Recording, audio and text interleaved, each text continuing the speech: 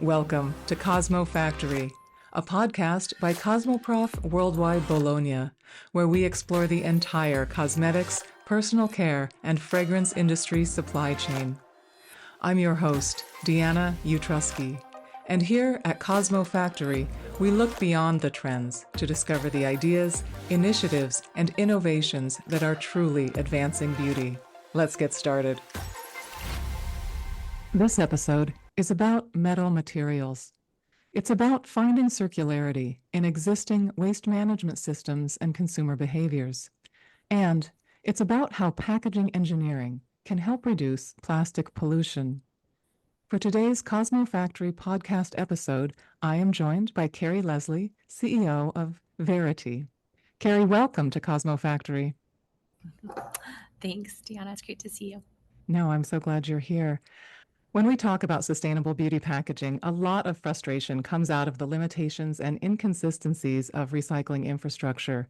Many packages and packaging components are recyclable or able to be recycled. The materials involved could reasonably be turned into new items, but a fair amount of those materials do end up becoming waste because of recycling infrastructure limitations. You are approaching the beauty packaging supply chain from another angle, one that maybe does not require the world of waste management to change. What is your approach to sustainable beauty packaging? Yeah, so like you mentioned, a lot of these materials, and plastic materials in particular, are recyclable, but they're not very valuable to recyclers. And sometimes it costs them more money to sort through and find the materials to get them prepared for a seller than the money they can actually make on that. And it's important to remember that they are a business, right? These MRFs are a business and they make money from selling our trash. So our focus has been understanding what are the most valuable materials in the recycling stream. That's what gives them the most likelihood of getting recycled, and to use those materials in our design. And those materials are metal, glass, and paper. And our team specifically has a high specialization in metal materials and precision metal manufacturing. And just help me remember which materials you are working with, what metals in particular? Mostly aluminum and steel. We have experience with some other materials, but that's what makes the most sense for recycling systems and for the designs that we work with. Okay, excellent. And we'll get into those designs a little bit later. Yeah. But I want to think practically for our listeners. We know businesses around the world are dealing with very real market volatility right now in mid 2025 when we're talking. We as an industry have been through uncertainty before.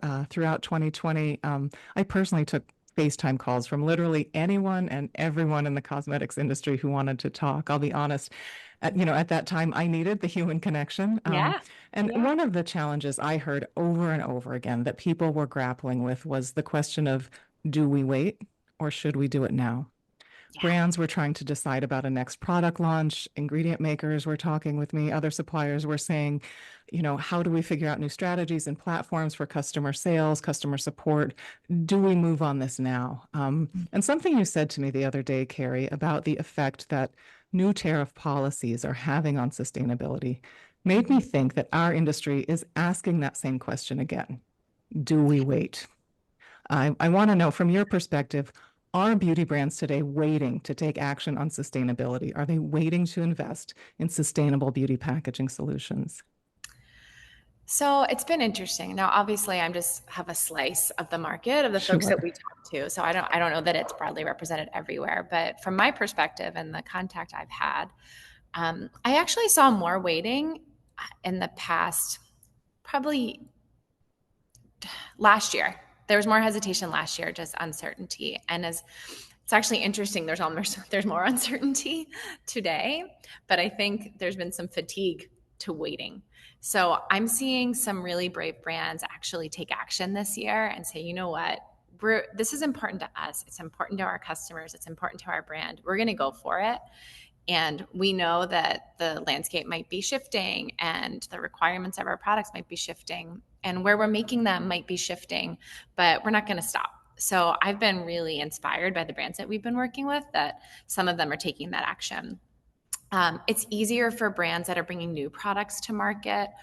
Doesn't necessarily have to be a new brand, but bringing a new collection to market than a business that already has a very defined price point on the shelf in retail and very clear cost requirements on those goods. Now, it's more difficult for them to make a big switch right now because they're already seeing a lot of fluctuation in their cost of goods based on where they're receiving products and what day it hits the port. So, adding any complexity, even shifting within the same materials to a new component, I've seen a lot of hesitation there. Okay. So, I think for new products, that's a more likely opportunity short term. Right. But I think just like what we saw in 2020, it's all cyclical, shakes out, Yes. and we'll get to Yeah. the other side of it. So we have to stay optimistic. Yeah. Yeah. Based on your experience in the industry, historically, but also currently, can you say more about maybe the type of brands that are able to make these sustainability moves now, or how you said, how will it shake out? What will we see? I mean, I know you can't see the future, but you might have some Yeah. perspective there. Well, it has to do with, are there retail partners excited about reusable or more circular components? And we're seeing, Sephora and Ulta making a lot of moves and trying to make it more possible for brands to have reusables on their shelf and really work closely with the brands. So when it's important to the retailer, it's important to the brand, and it's important to their consumer, they're finding ways to make it happen. Mhm. Um, if that's not the case, if it's not coming from the consumer to the brand, if it's a really big mass product and mass channels, it maybe isn't as important right now. So I'm seeing it more in the mid-size, higher growth businesses that really have consumers that are looking and asking their brands to bring some alternatives in packaging. Yes. It makes more sense for them right now. No, that's helpful. I did mention packaging engineering in the introduction to this episode. I would love to know more about what your team has created with the aluminum and stainless steel materials you mentioned. Yeah. So we actually come from a group of us come from the medical device space. So we've Okay. been in precision metal manufacturing for a long time. The way we found our way into this market is I had started a personal care brand, really wanted to make circular packaging and wasn't able to find a partner to work with us to make us precision metal manufactured products. Um, so we had to end up making our own containers, and that's actually how the company started. Okay. So that's where our experience comes from and our engineering expertise and making these parts out of metal. And just think about historically, if you saw metal components, they usually were sheet metal wrapped around plastic. So the parts that were actually functioning and working together were plastic components. Plastic has a lot of flexibility, doesn't have to be as tightly tolerant. It can work really nicely. But to have two pieces that are metal on metal and feel nice and click into place and stay closed, that takes some nuance. And that's where our team has some experience that we can lend to the market. No, that's fantastic. And so tell us what's in your portfolio, what's in your product selection, what packages are available like this?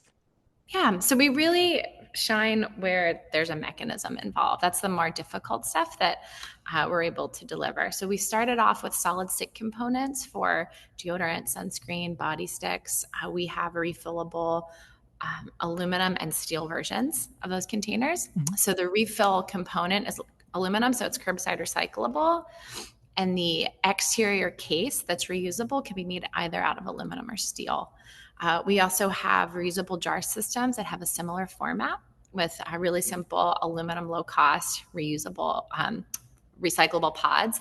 And you put it into a beautiful counterworthy vessel that's steel or aluminum. It can be embossed or engraved, and really something that you're not putting in your cabinet and you're remembering to use every day.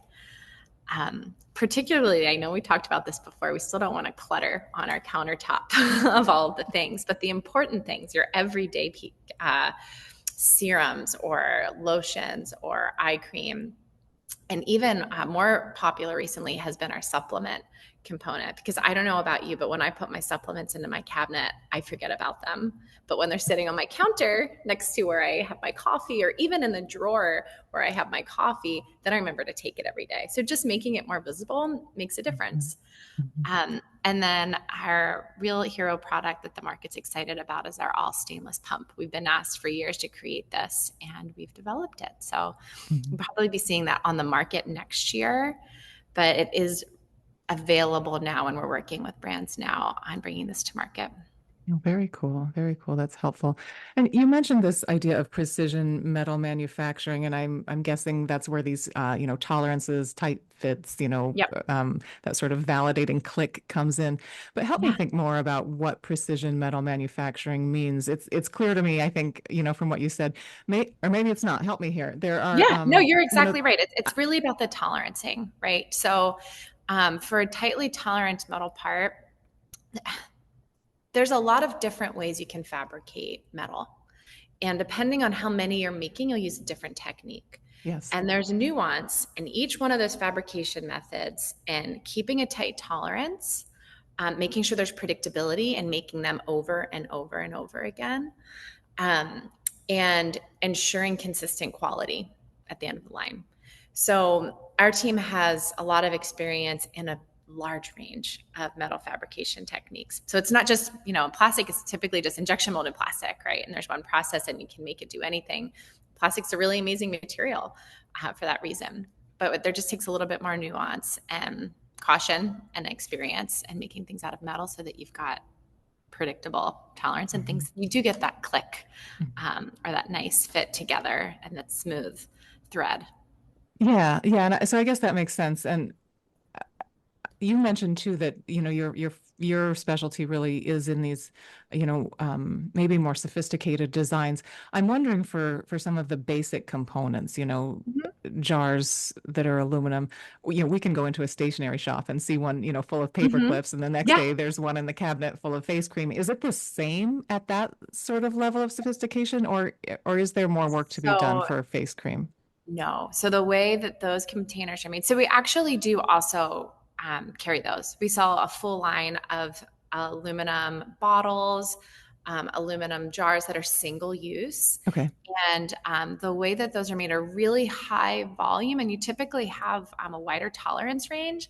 You'll notice a lot of those things will have a plastic cap in many cases. Sometimes there's a metal cap, and sometimes that metal cap kind of gets stuck a little bit or it grinds as you put it on. Okay. So that's what you're going to get for a lower cost single use component. And in some cases, that's okay. You don't need it to feel like a luxury component. But if you're going to put a multi-$100 eye cream into that container, you don't want the threads to grind and the top to fall off, right? Yeah. There's an acceptance that people have with the low cost components that sometimes the component will fail. And for our situation, for our customers, that's not an option. Yeah, and I guess hearing you say the word luxury makes me wonder too, is stainless steel more desirable for luxury brands than the aluminum? It depends. It depends on the type of product, right? If it's something that you want to take with you on the go, steel's heavy, which Right. really conveys a lot of value and feels really nice in your hand. And it feels special. But maybe that's depending on the type of brand you are and the type of consumer. Maybe you want your deodorant container out of aluminum because you want to toss it in your gym bag, Yep. right? Yeah. No, So, that's and be much perfect. more lightweight. Excellent. I want to talk a bit about products and formulations themselves. One of the first concerns that comes to mind for me is temperature. Mhm. Metals, especially the ones you're working with, are very good conductors of heat and cold. How does this affect product stability? Yeah. So all of the product development testing that we've done, of course, we put our products in chambers and we're testing a range of formulas. And we work in areas where we see a wide range of formula compatibility with our components. Of course, no matter what material you're in, if you're in plastic, glass, or metal, you always want to do your stability testing. I talk to a lot of brands about this Yeah. every day. People say, well, how different can it be? It's just like the other formula, just one ingredient different. And I think anyone who's been in this industry for a long time knows one Yes. ingredient can make a difference. So it's always important to do your stability and compatibility. Absolutely. Um, it typically, if it's going to be in a stable temperature condition, it's going to stay that temperature, right? It's just going to hold on to heat or hold on to cold longer. So it might take a little bit longer to cool or longer to warm up. Um, the time that we work really closely with our contract manufacturers that fill on these product lines. So sometimes there might be a small modification you have to make if it's a hot pour product to the cooling tunnel or the speed that it goes through. So those are important considerations to make sure we're thinking about. But that's really the area where we've seen requires the most attention, and it's Okay. been really manageable. Yeah. Oh, that's interesting. Thank you for sharing that.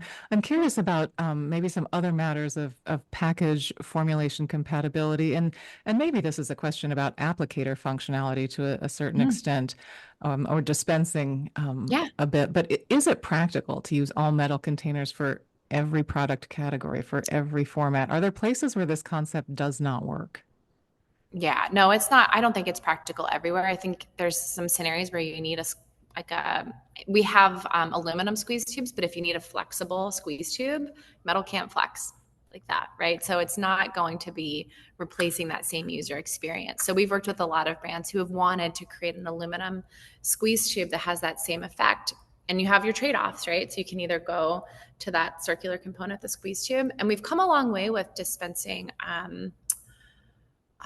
Keys, right? So there's a Right. key, I'm sure everybody's seen those at this point, to roll up the bottom of the tube to make it a better user experience. Or there's even some countertop keys that we carry now too.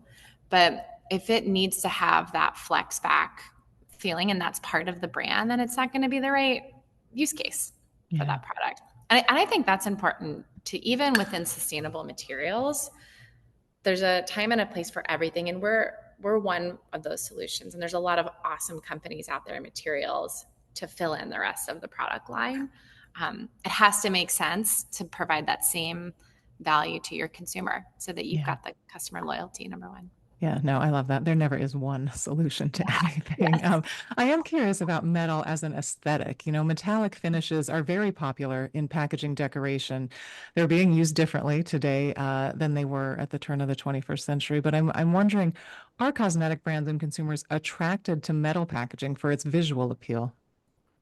I think again that's very brand specific, but really like high end luxury brands, you've always seen accents of gold and silver. And when it's real metal, not just an overcoat of metal or metallic paint, it feels different in your hand, and it does convey value differently.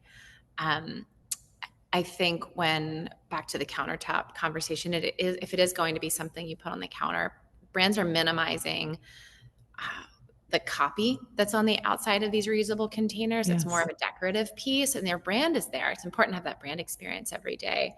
But if you can just see the beauty of the metal shining through and not a bunch of words on your counter, it's got a more likely chance of staying there. Mhm. That makes me want to know, are you engraving? Yeah, yeah, we can do engraving and embossing and debossing to give a nice texture on your finger as you're running your hand across the container. Okay, I like this answer. So in my imagination, you're watching sustainable packaging closely, really as a sector. I'm curious if you're seeing anything in other countries, other industries, solutions that maybe are bringing us closer to a circular packaging economy. You mentioned, there are, it's not just you, right? We need Yeah. a lot of companies and folks involved here. What are you seeing? I think there are a lot of really cool compostable materials coming to market. And as our composting infrastructure grows, that's going to be a really important piece of packaging. It's a tough challenge. I have friends who are scientists and founders in that space, and being able to come up with a material that will stay on your shelf for years and keep a product stable and then disappear Mhm. is a really tough problem to solve. And they're getting there. They're making a lot of there's a lot of momentum in that space, and I think we'll get there, and that will be a big part of the solution. And we've actually been looking at how we can partner with those other materials, and when there's an appropriate time to pair the materials together. Right? If they need something that's more durable for the long term piece, we can make a metal component, and they're making compostable refills. So you'll see some of those collaborations coming soon Mhm. too. See how I we can like work with the this. materials. Excellent. And in my experience, having interviews with entrepreneurs over the years, folks such as yourself commonly have many more ideas than you could ever possibly implement. Are there any solutions that you've dreamed up that you're comfortable sharing with us? Solutions that could, maybe be a win for the industry if someone took them on, and maybe that someone is listening now. I, well, when we yes, you're correct. Focus is a big problem for founders. Um, when we first started the company, the vision was actually to be completely circular, where we would reuse everything and it would come back to get washed, not remade. And that's really truly the most sustainable way we could be using these containers, in my opinion. Mhm. Um, that requires a lot of participation from retailers and reverse logistics to execute. Right. So for my brand Nonico, we did that. We actually had containers sent back through USPS on a regular daily route of your mail carrier would come back to our facility, and we put it through a validated cleaning process so we can clean, sanitize, and put them back into use. And we learned a lot in that experience. And what was really cool is to see the engagement over like 4-year period. It's kind of what it took to get people really engaged. And then we were almost getting as many back as we were putting out, which was really awesome to see, but it's a small sector of the market that's ready for that. And so as we're advising customers who are going into retail, if the reverse logistics are not at the retail facility, it's not really practical for it to work. So we're taking the baby step where they have this reusable case, but the insert is something they can curbside recycle at home. But long term, I would love to see us get to a place where we really could just be bringing all of our steel cups back to Target and toss them in a bin to get washed and getting our deposit back. So that was the real vision. I'd love to see somebody execute there. And I am always here to offer free advice on anybody in the circular entrepreneurship space to tell them the things that we've done wrong and the mistakes we've made to help them get there faster. But I think it's the future one day. I just don't know when. We're not there yet. No, that's fantastic. And I appreciate that. I know that there is a lot of ideas sharing going on, especially with, a focus on circularity and sustainability. And we need that. We mentioned from time to time, especially when we talk packaging, the fashion industry, right? And there are certainly retailers building those reverse logistics now for clothing take back. And so I wonder, maybe it's coming. Because some of those clothing companies do have like personal care lines. And what were you going to think? No, I was just going to give a shout out to Pact and all of the great work they've done in helping recycle the unrecyclables, right? So trying to be able to take back some of that. And just the fact that they're doing that. And Credo is able to create that all PCR pump and out folks of might not know plastic. about Pact. It's a US based, is it it's a nonprofit, and they're working with beauty retailers to take back components that are not recyclable. So we know the folks at Pact well, and I really admire the entire founding team and what they've created there. Because realistically today, there are so many components that just won't get recycled, and it's not practical for them to just go away. There's a lot of consumers using these products and their businesses that are supported by it. So what do we do now in this interim before they're actually curbside recyclable? Our business is focusing on introducing materials that are curbside recyclable. Pact is taking care of the ones that are not and trying to find a way to recycle some of those components. So there's bins at Credo, Sephora, and Alton. I think you can drop off your unrecyclables, and they're taking them back, and they're actually paying to sort through, because that's the challenge. The MRFs can't afford to sort through this stuff because they won't be able to make money from it. But their organization is actually paying people and training them to sort through, separate materials, and find a way to recycle them, which is really cool. Yeah, manual solutions in an automated world. Yeah. Interesting. Yeah. Well, Kerri, your company, as you mentioned, is working very much with timeless materials, and still you have such a fresh take on beauty packaging. Thank you so much for this conversation, for being a guest on the CosmoFactory podcast. Well, thanks for having me. It was great to be here. Thank you so much for listening. If you find the CosmoFactory podcast useful, please take a moment to leave us a 5-star review and share your thoughts so even more cosmetic industry professionals can discover the CosmoFactory. I'm Deanna Utrusky. Please join me again next Tuesday for a new episode of the CosmoFactory podcast.